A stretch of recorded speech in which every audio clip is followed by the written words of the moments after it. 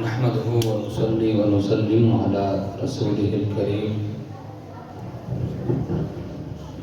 أما بعد فأعوذ بالله من الشيطان الرجيم بسم الله الرحمن الرحيم يهب لمن يشاء إناثا ويهب لمن يشاء الذكور أو يزوجهم ذكرانا وإناثا ويجعل من يشاء عقيما صدق الله العظيم وصدق رسوله النبي الكريم ونحن على ذلك لمن الشاهدين والشاكرين والحمد لله رب العالمين إن الله وملائكته يصلون على النبي يا أيها الذين آمنوا صلوا عليه وسلموا تسليما اللهم صل على محمد وعلى آل محمد كما صليت على إبراهيم وعلى آل إبراهيم إنك حميد مجيد اللهم بارك على محمد وعلى آل محمد كما باركت على إبراهيم وعلى آل إبراهيم إنك حميد مجيد میرے انتہائی واجب الاحترام دوستوں، ساتھیوں، عزیزوں، ابھی چند دن پہلے میاں والی کے اندر جو ایک واقعہ پیش آیا، ایک شخص نے اپنی 7 دن کی بیٹی کو 5 فائر مار کے قتل کر دیا، اور یہ واقعہ اس وقت سوشل میڈیا پر بہت زیادہ گردش کر رہا ہے۔ یقیناً یہ واقعہ ایک دلوں کو ہلا دینے والا واقعہ ہے۔ اس قسم کے واقعات تو سنتے رہتے تھے، بیٹی کی پیدائش پر بیوی کو قتل کر دیا، بیٹی کی پیدائش پر بیوی کو طلاق دے دی، بیٹی کی پیدائش پر بیوی پر تانے اور بیوی کو برا بھلا کہنا۔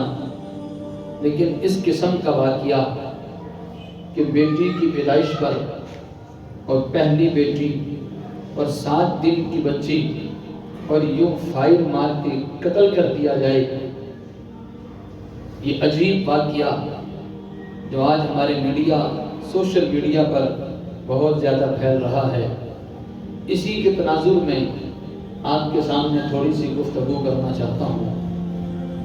میرے دوستو، اللہ رب العزت نے جو اولاد عطا فرمائی ہے، یہ اولاد اللہ کی طرف سے بہت بڑی نعمت ہے۔ یہ اولاد چھوٹی نعمت نہیں، بہت بڑی نعمت ہے اولاد۔ یہ اولاد کی محبت یہ ماں باپ ہی سمجھتے ہیں، اولاد کی تکلیف، اولاد کا دکھ یہ ماں باپ ہی سمجھ سکتے ہیں۔ اللہ نے ان بچوں کی محبت والدین کے دل میں کتنی رکھی ہے۔ نبی پاک صلی اللہ علیہ وسلم کے پاس ایک خاتون آئی 2 بچوں کو لے کر، اور آ کر کہنے لگی، اے اللہ کے نبی صلی اللہ علیہ وسلم، کھانے کے لیے کچھ نہیں ہے، بچے بھوک سے بلک رہے ہیں، کھانے پینے کے لیے کچھ نہیں ہے۔ نبی پاک صلی اللہ علیہ وسلم نے اپنی بیوی سے پوچھا، کھانے کے لیے کچھ ہے؟ اس کو دے دو۔ انہوں نے گھر میں دیکھا تو 3 کھجوریں ملی، 3 کھجوریں اس خاتون کو دے دی گئی۔ اس نے کیا کیا؟ ایک کھجور اپنے بچے کو دی، دوسری کھجور دوسرے بچے کو دی، اور تیسری کھجور اپنے پاس رکھ لی، کھائی نہیں۔ جب اس کے دونوں بچوں نے اپنی اپنی کھجور کھا لی، اب اس عورت نے اپنی والی کھجور کے 2 ٹکڑے کیے، ایک ٹکڑا ایک بچے کو دیا، دوسرا ٹکڑا دوسرے بچے کو دیا، اور خود بھوکی رہی۔ وہ حضور کی بیوی سارا منظر دیکھ رہی تھی، جا کے حضور کو بتلایا کہ 3 کھجوریں تھیں، میں نے ان کو دی تو ماں نے خود نہیں کھائی، 1.5 کھجور ایک بچے کو دی، 1.5 ایک کو دی ہے، خود نہیں کھائی۔ نبی پاک صلی اللہ علیہ وسلم نے فرمایا کہ یہ ماں کا پیار ہے بچے کے ساتھ، اور اسی پیار کی وجہ سے اللہ نے اس پہ جنت واجب کر دی ہے۔ اولاد سے پیار کرنے پر بھی اجر و ثواب ملتا ہے۔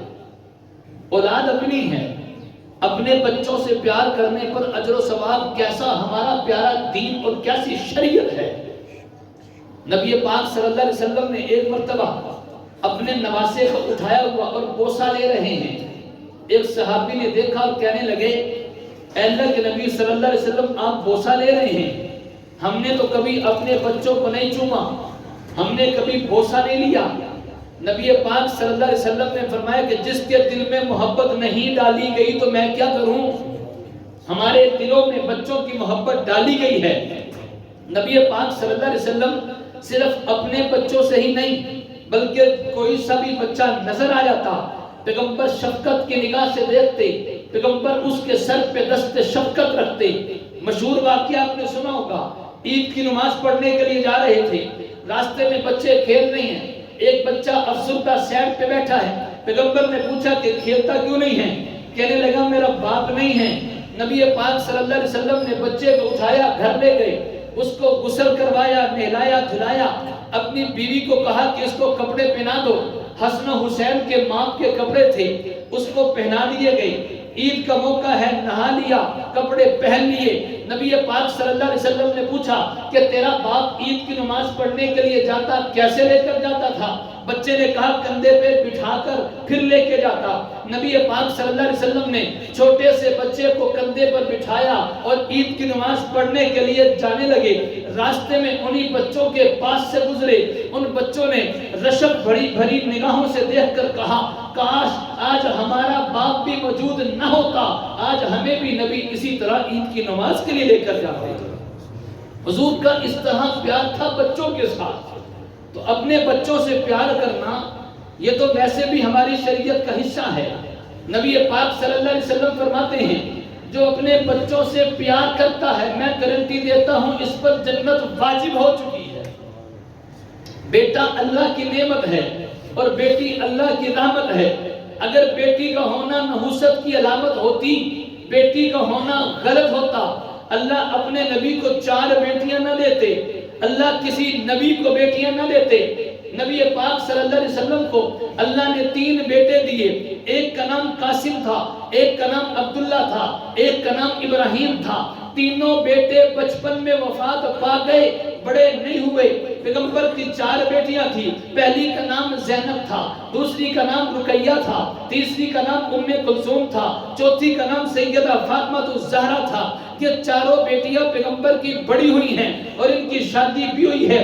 دنیا کا نظام ہے کہ بندے کی نسل چلتی ہے بیٹے سے، اور یہاں پہ نظام اللہ نے بدل کے رکھ دیا۔ میرے پیغمبر کی نسل چلی ہے بیٹے سے نہیں، بیٹی سے چلی ہے۔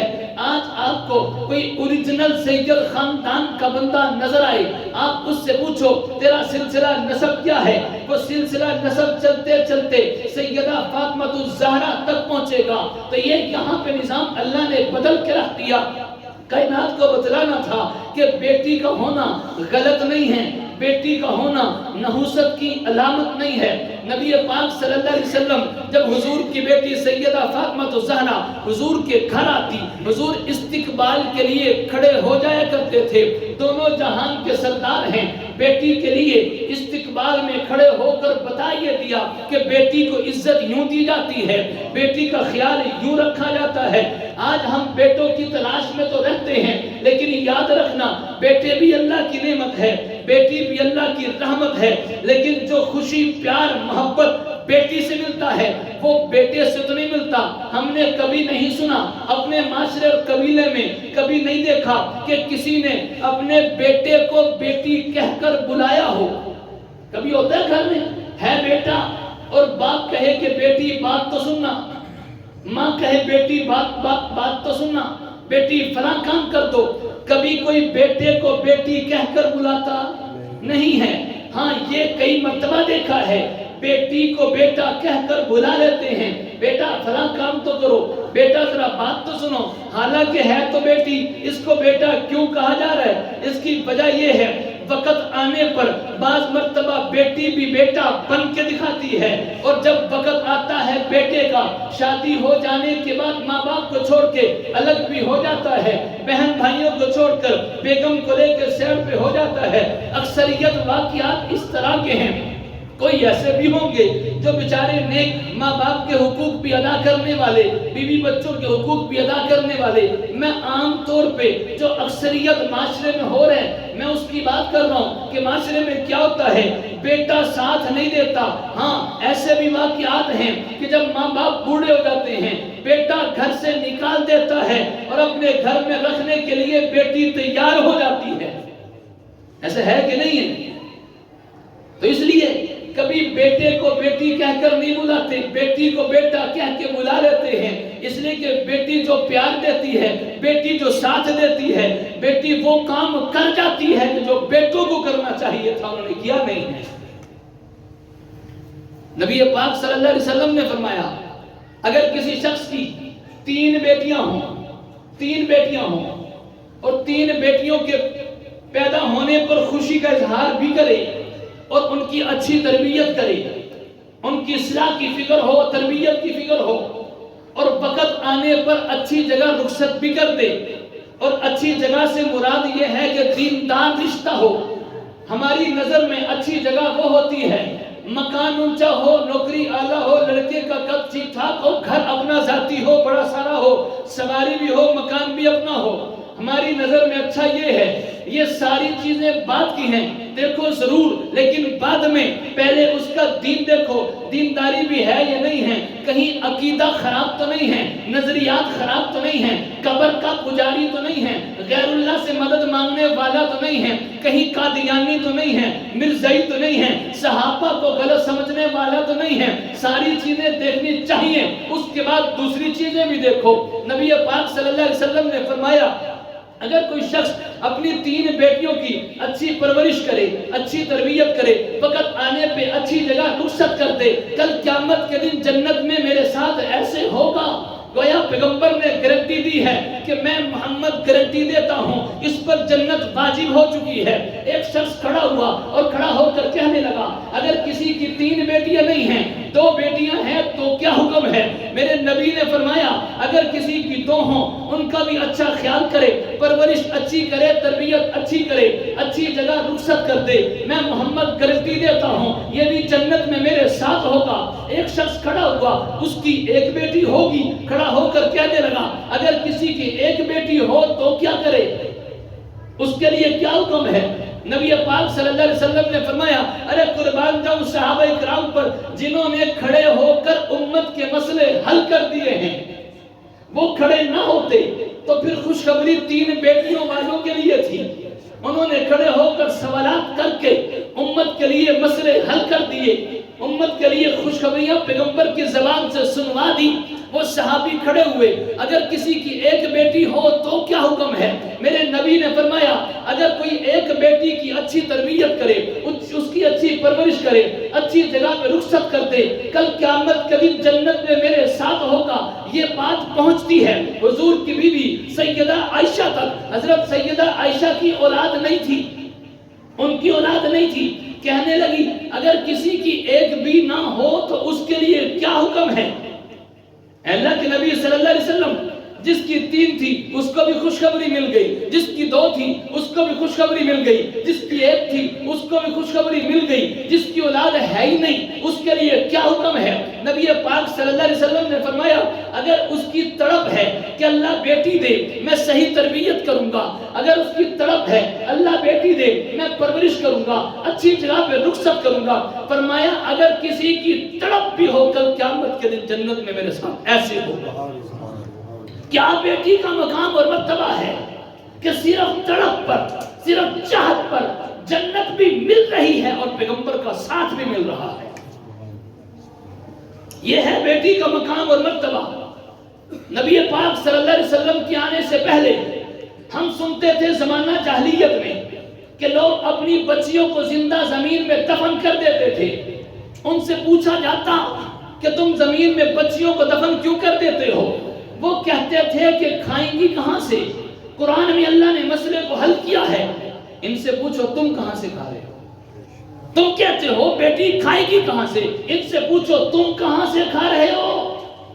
اگر تم سمجھتے ہو کہ تم کاروبار سے کھا رہے ہو، تم سمجھتے ہو تمہیں تمہاری دکان کھلا رہی ہے، تمہیں تمہارے کارخانے فیکٹریاں یہ کھلا رہی ہیں، بالکل غلط ہے۔ کھلا تو اللہ رہا ہے، جو اللہ تمہیں کھلا رہا ہے وہ اللہ تمہاری بیٹیوں کو بھی کھلائے گا۔ اور بیٹوں کو قتل کیوں نہیں کرتے تھے؟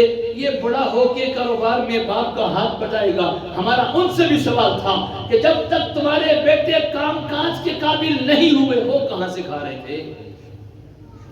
اللہ نے بیٹی کا اتنا خیال کیا ہے، جب تک بیٹی باپ کے گھر میں ہے ذمہ داری باپ پر، اور جب بیٹی رخصت ہو کے خامد کے پاس چلی گئی ہے ذمہ داری خامد پر۔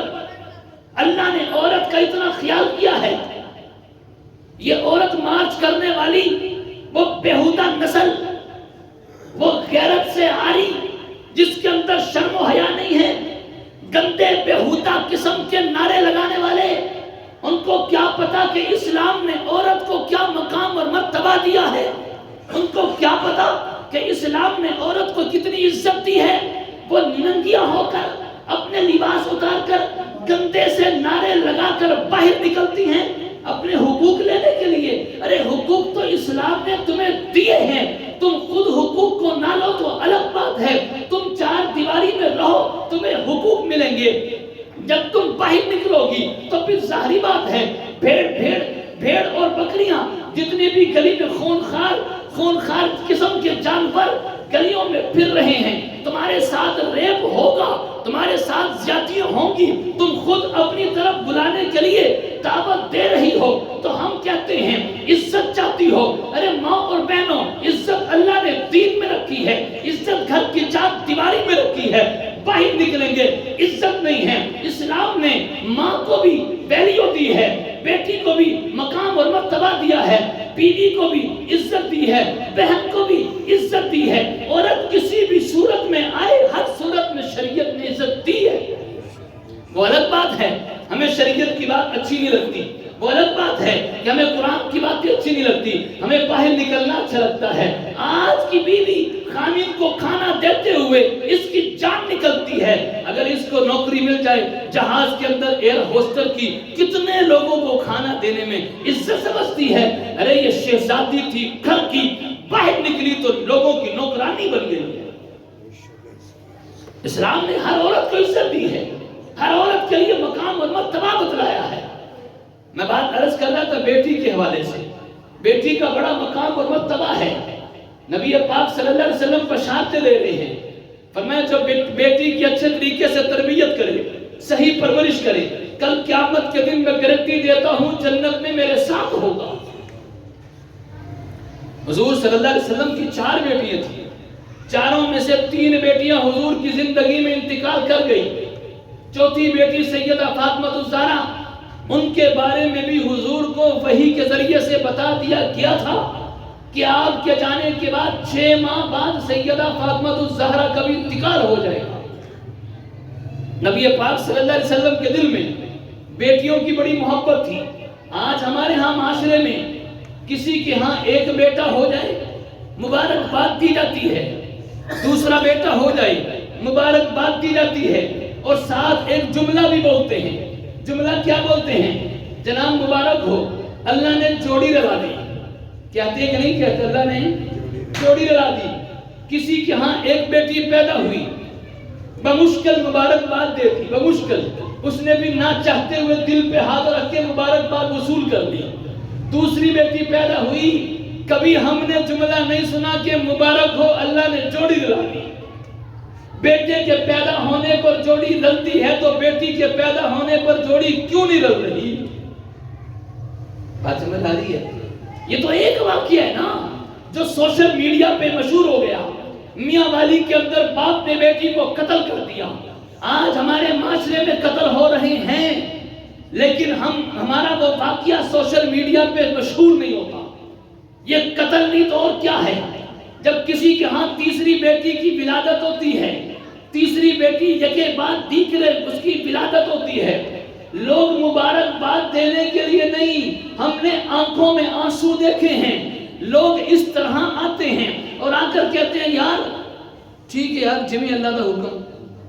اب بتاؤ یہ پیدائش کی خوشی کے موقع پر کہا جاتا ہے یا فوتگی پر؟ بولو، فوتگی پر کہا جاتا ہے۔ ہمارے معاشرے میں، ہمارے گھروں کے اندر بیٹیوں کی پیدائش پر اس طرح کے مناظر ہوتے ہیں، اس طرح کے حالات ہوتے ہیں، کیا ہمارے معاشرے میں نہیں ہے؟ بیٹی کی پیدائش پر بیویوں کو طلاق دی جاتی ہے، بیٹی کی پیدائش پر بیویوں کو منحوس سمجھا جاتا ہے، کہیں ساس آ جاتی ہے، بیٹے کی ماں آ جاتی ہے، اس کو طلاق تو منحوس ہے، بیٹیاں ہو رہی ہیں۔ ہم اس کی ماں سے پوچھتے ہیں کہ اگر بیٹی کا ہونا نحوست کی علامت ہے تو بھی پہلے، اس کا مطلب تو پہلے کیا بنی؟ اگر بیٹی کا ہونا نحوست کی علامت ہے تو منحوست پہلے تھی، لیکن ہم کہتے ہیں نحوست کی علامت ہے، نحوست کی علامت نہیں ہے، بیٹی کا پیدا ہونا یہ رحمت کی علامت ہے۔ تو ہمارے معاشرے میں آج کل یہ بہت زیادہ ہو رہا ہے، اگر ہم بیٹی کی پیدائش پر اس طرح خوشی نہ کریں جس طرح بیٹے کی پیدائش پر کرتے ہیں تو ہم بھی زمانہ جاہلیت میں ہیں، ہم اسلام آنے کے باوجود زمانہ جاہلیت میں ہیں۔ ہم بیٹے کی تربیت کا خیال کریں، اچھا پہنائیں، اچھا کھلائیں، بیٹی کے بارے میں کہہ دیا جاتا ہے یہ تو پرائے گھر کی ہے، شادی سے پہلے کہتے ہیں پرائے گھر کی ہے، شادی کے بعد بھی خامند کے گھر چلی جاتی ہے، تب بھی گھر اس کا نہیں، خامند کا ہے تو اس کا گھر ہے کون سا؟ نہ اس کو وراثت میں حصہ دیا جاتا ہے۔ ہم میاں والی کے واقعوں کو لے کر آج اپنے حالات کا جائزہ لیں، بعد کے وفات پر ہم بہنوں کو حصہ دیتے ہیں وراثت میں؟ بولو، اس نے بیٹی کا قتل کیا، ہم بہن کا قتل کر رہے ہیں، ہم ان کا حصہ کون سا دے رہے ہیں؟ حصہ مانگنے کے لیے آئے، ہم ڈانٹ کے بھگا دیتے ہیں، ہم نکال دیتے ہیں، تانے دیتے ہیں، کبھی کہتے تو منگتی ہے، مانگنے کے لیے آ گئی ہے، تیری شادی میں تجھے جہیز میں حصہ دیا نہیں ہے؟ جناب جہیز میں حصہ گفٹ سمجھ کے دیا تھا یا باپ کی وراثت سمجھ کے دیا تھا؟ یہ ہمارے معاشرے کی خرابیاں ہیں، بس اللہ سے دعا اللہ تعالیٰ ہم سب کو تمام خرابیوں سے بچتے ہوئے صحیح دین پہ عمل کرنے کی توفیق عطا فرمائے، آمین۔ وآخر دعوانا الحمدللہ رب العالمین۔